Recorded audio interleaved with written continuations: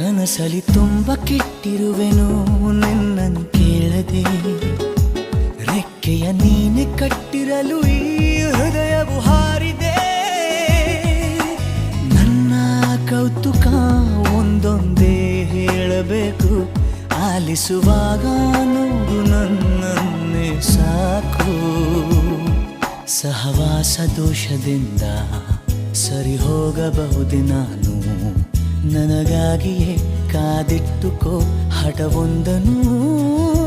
ಕೆಳಗುವ ಮುನ್ನವೇ ಪರವಶನಾದೆನು, ಅರಿಯುವ ಮುನ್ನವೇ ಪರಿಚಿತನಾಗಲಿ ಹೇಗೆ ಪ್ರಣಯಕ್ಕೂ ಮುನ್ನವೇ.